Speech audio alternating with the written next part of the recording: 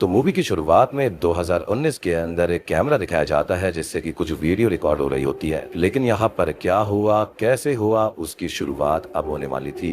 तो हम सोचान और एक लड़की होंग को देख पाते हैं जो कि अपनी टीम के साथ एक केस के ऊपर काम कर रहे होते हैं जहां पर उनको मारुई वीडियोस के बारे में पता चलता है। तो अब होंग यहाँ पर मारुई वीडियोस के बारे में बताती है। वो क्लियरली बोलती है कि ये वीडियोस कुछ लोगों के लिए काफी डिस्टर्बिंग हो सकती है क्योंकि इनके अंदर खून खराबे के एविडेंस को शूट करके रखा जाता है ताकि वो केसेस को सॉल्व करने में मदद हो सके।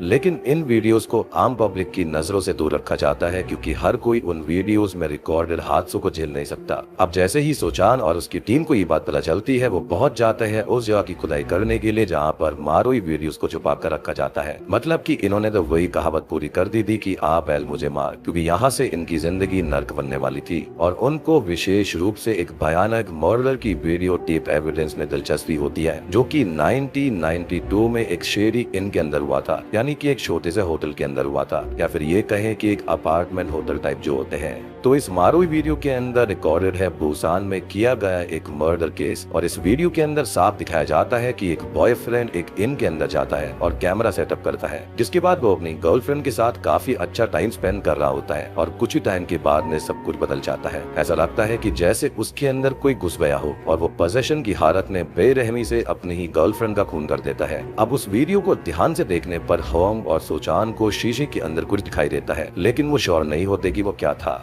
और सबसे खास बात ये थी कि जो टेप थी ये रियल मारुई केस वाली वीडियो नहीं थी, यानी कि ये जो ओरिजिनल थी वो नहीं थी, ये उसकी खाली एक कॉपी थी, क्योंकि वो टेप बहुत ही ज्यादा कर्व्ड है और उसको ऐसे ही कोई छू नहीं सकता, ऐसे ही कोई रख नहीं सकता, क्योंकि उसके साथ में कुछ न कुछ कॉन्सिक्वेंसेस आते हैं जो कि इनके साथ भी जल्दी ही होंगे। खैर, अब इस रिकॉर्डेड फुटेज को देखते हुए इनको पता चलता है कि पुलिस फोर्स जब वहां पर आती है तो वो उनको बताता है कि उसको कुछ भी याद नहीं है, यानी कि उसने अपनी गर्लफ्रेंड का खून क्यों किया उसे कुछ याद ही नहीं था, क्योंकि यहाँ पर जो फुटेज थी वो सडनली कट हो गई थी। पहले वो लोग अच्छा टाइम स्पेंड कर रहे थे, लेकिन सडनली ही उसने अपनी गर्लफ्रेंड का खून कर दिया। अब साथ ही में हमें इस केस से जुड़ी हुई एक और चीज पता चलती है कि उस बॉयफ्रेंड ने जेल के अंदर ही खुदकुशी कर ली थी, मतलब कि उसके साथ उस वक्त क्या हुआ था ये राज भी उसके साथ इस दुनिया से चला गया। और सबसे शॉकिंग बात ये थी कि होंग और सुचान को इस वीडियो टेप से जुड़ी हुई पैरानॉर्मल एक्टिविटीज के बारे में मालूम था, लेकिन कुछ तो था इस केस के अंदर कि वो अपने असल केस से भटक कर अब इस मर्डर केस पर अपनी इन्वेस्टिगेशन शुरू कर देते हैं, जो कि उनके जीवन की सबसे बड़ी गलती होने वाली थी। अब केस की इन्वेस्टिगेशन करने के लिए होंग और सोचान शुरुआत करते हैं उसी शेरी इन से जहाँ पर यह हादसा हुआ था। खैर, वो लोग उस अपार्टमेंट या फिर अपार्टमेंट कम होटल के अंदर जाते हैं जहाँ पर वो ये देखते हैं कि वो काफी हद तक खंडर हो गया था और उस भूत के जगह पर इन दोनों के अलावा जाना भी कौन चाहता था। खैर, अब ये दोनों उसी इन के आसपास कैमरास लगा देते हैं ताकि किसी भी तरह की पैरानॉर्मल एक्टिविटीज को वो रिकॉर्ड कर सकेंगे। फिर वो आसपास के लोगों से इस इन के बारे में पता करने लगते हैं और तब इनको पता चलता है कि इस इन का मालिक इसी इन के टॉप फ्लोर पर रहता है। दरअसल पहले वो आर्मी रेसिडेंस में रहा करता था, लेकिन उसके घर के अंदर एक हादसा हुआ, कुछ लोगों की मौत भी हो गई, तो उसने उस घर को बेच दिया और इस इन को खरीद कर यहीं पर रहने लगा। अब होंग और सोचान आर्मी रेसिडेंस के बारे में पता लगाने में जुट जाते हैं और तब उनको पता चलता है कि उस घर में किम हो नाम के एक लड़के ने अपनी माँ और बहन का खून करके खुद को जिंदा ही आग लगा ली थी,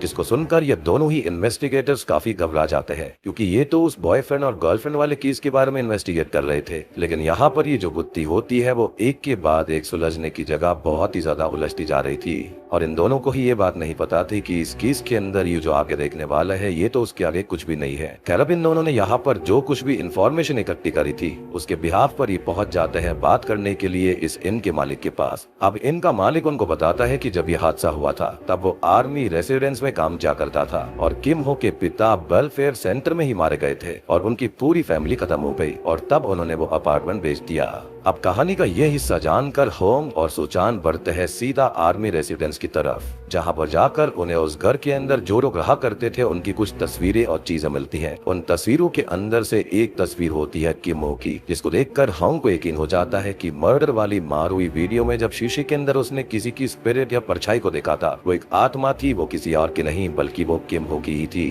खैर, अभी ये दोनों आस पड़ोस में उस भूतिया रेसिडेंस की और जानकारी ले ही रहे होते हैं कि तभी उन्हें किम नाम की एक लड़की लड़की का फोन आता है। ये लड़की असल में किम हो की बहन चोमी की फ्रेंड थी। अब अपनी सहेली के बारे में बताते बताते वो अचानक से कहती है कि उसने चोमी के पापा को उस हादसे से कुछ दिन पहले ही देखा था। और ये बात होंग और सुचान को हैरान कर देती है कि मरे हुए इंसान को कोई कैसे देख सकता है, मतलब कुछ तो गड़बड़ है, क्योंकि उस इन के मालिक ने ये बात बोली थी कि जो किम हो के पिता थे वो वेलफेयर सेंटर में मारे गए थे।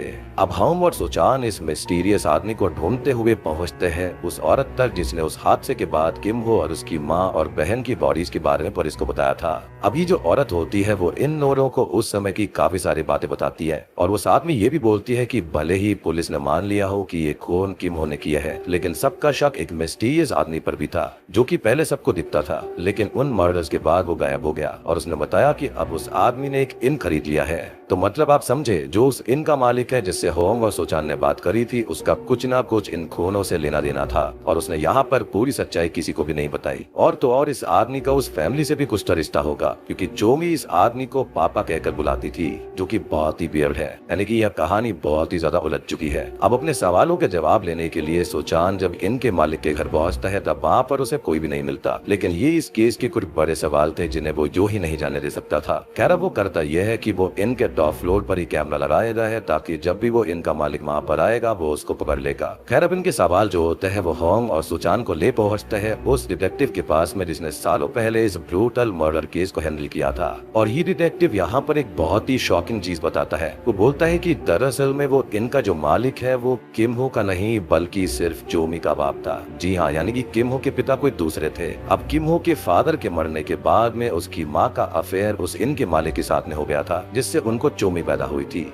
डिटेक्टिव उनको ये बोलता है कि उनको उस इनके ऑर्डर पर शक भी था, लेकिन कोई भी पुख्ता सबूत नहीं था जिसकी वजह से उसको जाने दिया गया। लेकिन दोस्तों ये भी पूरा सच नहीं है। असल सच्चाई सुनकर तो आपका दिमाग ही घूम जाएगा। असल में जो इनका ओनर है यानी कि ये चोमी के पिता है और जो किम हो के पापा है वो जुड़वा भाई थे। जी हाँ, वो ट्विंस थे। लेकिन राज यहीं पर खत्म नहीं होते हैं। अब जैसे ही इनके अंदर हुए खून की मारूई वीडियो दोबारा वो लोग देखते हैं तो सुचान की टीम को कुछ अजीब चीज पकड़ में आती है। ध्यान से सुनने पर सुनाई देता है कि वो आत्मा पापा कह रही थी, लेकिन किम हो अपने पापा को इस इनमें क्यों पुकार रहा था, क्योंकि उसके पिता तो वेलफेयर सेंटर में मारे गए थे और ये आदमी तो कोई और ही है। और एक और सवाल टीम के सामने आकर यहाँ पर खड़ा हो जाता है। और डिटेक्टिव ने यहाँ पर एक चीज और बताई थी कि जब किम हो के फादर है और जब किम हो है, ये दोनों ही साइकोलॉजिकल लेवल पर बीमार थे।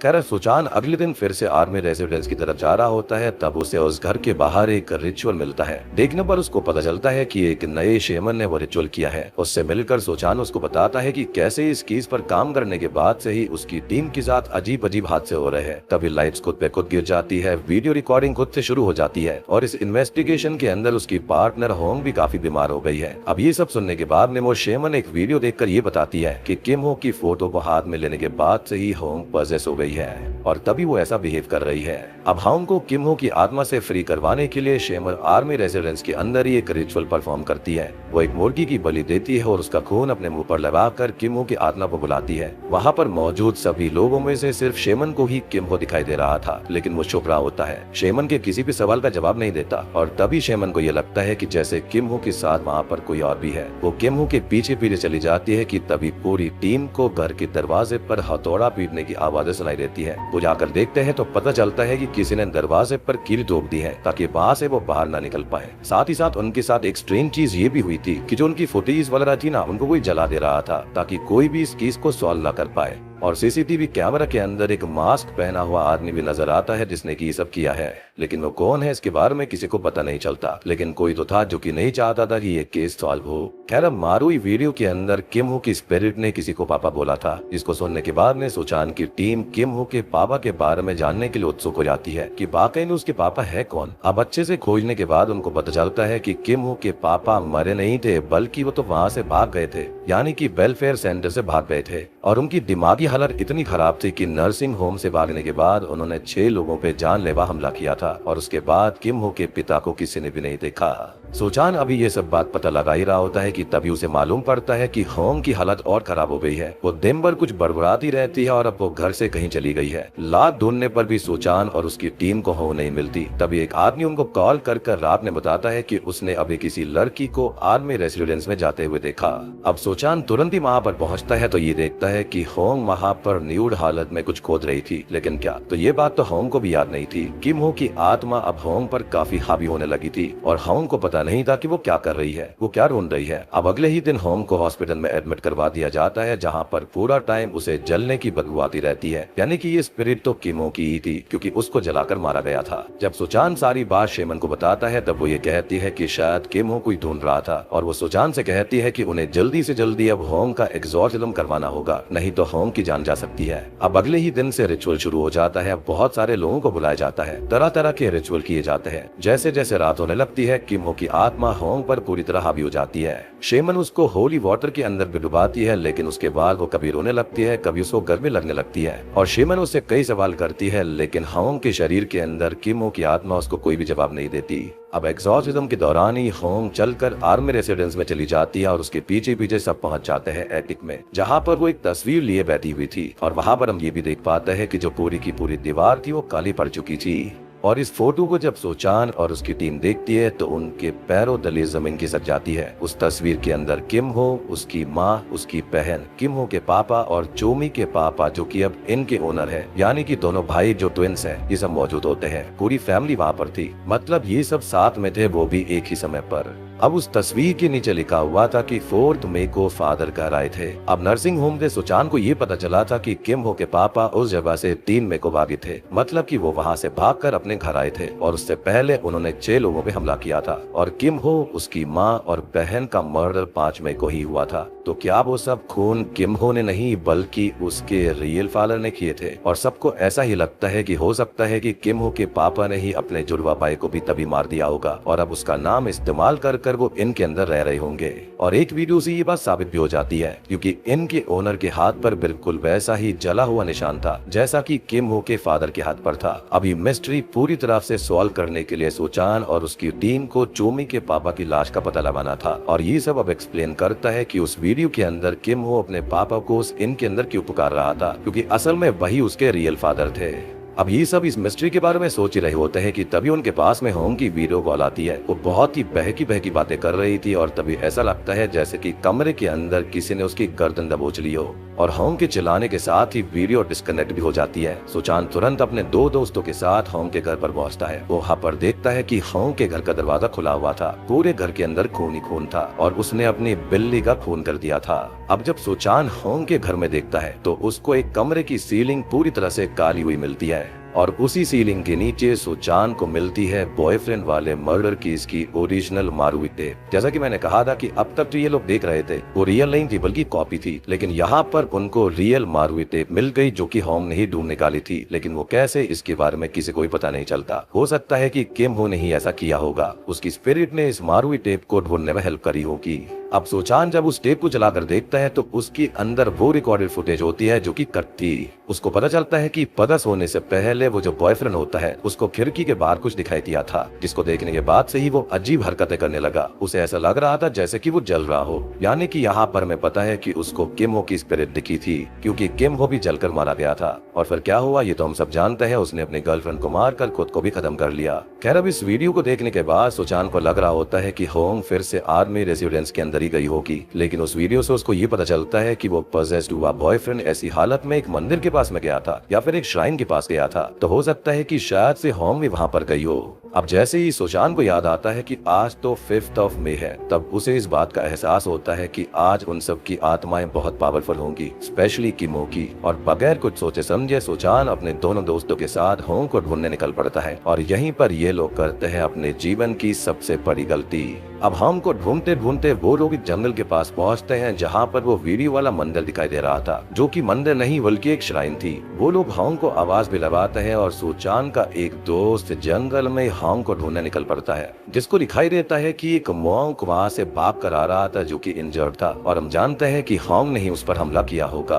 अब उस दोस्त को जंगल के अंदर होंग मिल जाती है, लेकिन होंग अब उनकी दोस्त नहीं रही थी। वो उस लड़की की तरफ देखते ही उसकी तरफ बढ़ती है और उसे बुरी तरह से स्टैब करके मार देती है। सोचान और उसका दोस्त अब कैमरा लेकर जंगल में जाते हैं और होंग को ढूंढते हैं। होंग सोचान के दोस्त को मिल जाती है और उसके साथ भी वो वही करती है जो कि उसने उसके पहले दोस्त के साथ में किया था। सोचान अब दूसरी तरफ चलता चलता एक श्राइन तक पहुंच जाता है जहाँ पर बहुत सारे लोगों की तस्वीर लगी हुई होती है। वो अभी भी सब शूट ही कर रहा था कि एक खून भरा हाथ आता है और किम हो की तस्वीर को गिरा लेता है। हम ये देख पाते हैं कि वहाँ पर किम हो की पूरी फैमिली थी और साथ ही साथ वहाँ पर जितनी भी तस्वीरें थी वो सब गिरने लगती है। उस हाथ को देखकर सोचान की जान हलक में अटक जाती है। वो अपने नजर घुमाता है तो ये देखता है कि होंग साइड में बहती हुई मांस खा रही थी। अब कुछ ही सेकंड के डरावने साइलेंस के बाद में होंग सोचान पर भी हमला कर देती है। सोचान अपनी जान बचाकर भागता है, लेकिन जंगल में कहीं पर गिर जाता है और सोचान के साथ में क्या होता है ये किसी को पता नहीं चलता, क्योंकि वहाँ से अचानक से ही गायब हो गया था। लेकिन वो जब कैमरा होता है ना, वो वहीं पर गिर पड़ता है और उसकी रिकॉर्डिंग ऑन थी और यही फुटेज मूवी की सबसे स्टार्टिंग में दिखाई गई थी, जो कि मैंने बताया था आपको। तो स्टार्टिंग की जो वीडियो होती है वो यही वाली थी। अब यहाँ पर जो चीज रिकॉर्ड होती है वो बहुत ही भयानक होती है। होंग के अंदर जो किम हो की स्पिरिट होती है वो किसी से बात कर रही थी और ये कह रही थी कि पापा आपने ऐसा क्यों किया, मैंने आपका इतना इंतजार किया लेकिन आपने आते ही हमारे पूरे परिवार को क्यों मार डाला। और इतना कह कर ही होंग किसी को चाकू मार देती है और उसने ये चाकू किसी और को नहीं बल्कि किम हो के पिता को ही मारा था, जो कि उस रात उस श्राइन को विजिट कर रहे थे। यानी कि उसी इनके मालिक को किमो ने मार दिया, यानी कि अपने ही पिता को, क्योंकि वो समझ गया था कि उसके पिता बहुत ही ज्यादा पागल थे और ईविल थे और उसने ये करके अपनी मौत का, अपनी पूरी फैमिली की मौत का बदला ले लिया। तो आप यहाँ पर ये सोच रहे होंगे कि आखिर ये इनका मालिक वहाँ पर पहुंचा कैसे। तो जैसा कि मैंने आपको बताया कि जब किमो के फादर थे वो मेंटली लेवल पर पागल थे और किमो भी पागल ही था, और किमो की जो स्पिरिट थी ना वो इतनी रिसेंटलेस हो गई थी कि उसको समझ में नहीं आ रहा था कि उसके ही फादर ने उनको मार क्यों दिया था। तो इसलिए वो उस सवाल का जवाब यहाँ पर लेने आया था। और जब 1992 के अंदर किमो की स्पिरिट ने उस बॉयफ्रेंड को और गर्लफ्रेंड को मारा, तब भी वो अपने फादर को इसलिए ही बोल रहा था कि उसने ऐसा क्यों किया, क्योंकि यहाँ पर वो मेंटल लेवल पर थोड़ा वीक था। तो उसको समझ में ही नहीं आ रहा था कि उसके फादर ने उनके साथ में ऐसा क्यों कर दिया, उन सबको क्यों खत्म कर दिया। लेकिन अल्टीमेटली उसकी स्पिरिट समझ गई थी कि उसके पिता ईविल थे, वो भी मेंटल लेवल पर पागल थे। अब ऑब्वियस ही बात है कि वो मेंटल लेवल पर थोड़े से वीक थे, तो उनको बाद में रियलाइज हुआ होगा कि उन्होंने काफी बड़ी गलती कर दी और उनको अपने बेटे की याद आती होगी, इसलिए वो इस श्राइन पर रोज ही आया करते थे। लेकिन अल्टीमेटली किम हो की आत्मा ने उनको खत्म कर दिया। अब अगली सुबह होंग को हॉस्पिटल लाया जाता है, जहाँ पर जंगल के अंदर किम हो के पिता और सोचान के दोनों दोस्तों की लाशें मिलती है, पर पुलिस होंग पर मर्डर के चार्जेस लगा देती है और उसको अभी भी समझ में नहीं आ रहा था कि उसके साथ में हुआ क्या। होंग को याद ही नहीं था कि वो वहाँ पर पहुंची कैसे और उसने क्या कर दिया। अब हॉस्पिटल के अंदर घायल होंग पुलिस को आर्मी रेसिडेंस की स्टेयर्स को तोड़वाने के लिए बोलती है और ऐसा करने पर पुलिस को वहाँ पर दफन मिलती है चोमी के पिता की लाश, यानी कि इनके मालिक के ट्विन ब्रदर की, जिसको खुंदस में आकर या फिर मेंटल लेवल पर खराब होकर उसकी ही जुड़वा भाई ने वहाँ पर उसको गाड़ दिया था। लेकिन अब यहाँ पर सोचान के साथ में क्या होता है, तो मूवी के क्लाइमेक्स में हम ये देख पाते हैं कि सोचान अपने ऑफिस में अजीब तरह से खड़ा होकर शीशे के अंदर किमो की आत्मा को घूर रहा होता है। लेकिन सवाल अब भी वही है कि सोचान के साथ अब आगे क्या होगा और क्या यहाँ पर किमो की आत्मा को शांति मिली या फिर अब वो वाकई में ईविल बन गया था और उसको ऐसा करने में मजा आने वाला था। और अब मुझे ऐसा लगता है कि किमो की आत्मा यहाँ पर रुकने नहीं वाली और ये जो कर्ल्स मारुई वीडियो है ये आगे चलकर बहुत हुआ खात्मा करने वाली है। और इसी के साथ में मारुई वीडियो मूवी यहीं पर खत्म हो जाती है। तो दोस्तों ये थी मारुई वीडियो मूवी की कहानी। उम्मीद करता हूँ कि आपको पसंद आई होगी। अब देखो यहाँ पर 5 लोग आर्मी रेसिडेंस के अंदर रह रहे होते हैं, जो कि होते हैं किम हो, उसकी बहन चोमी, उनकी माँ और दोनों भाई जो कि ट्विंस होते हैं। ऑब्वियसली उनमें से एक जो होता है वो रियल फादर होता है किम हो का। अब देखो यहाँ से 2 केस निकल कर आते हैं कि एक तो जो किम हो के फादर थे वो वाकई में मेंटल लेवल पर थोड़े वीक थे, जिसके चलते उनको वेलफेयर सेंटर में भेज दिया गया होगा। और उसके बाद में होता यह है कि उनके ही ट्विन ब्रदर के साथ में उनकी वाइफ का अफेयर शुरू हो जाता है, जिससे कि उनको चोमी पैदा होती है।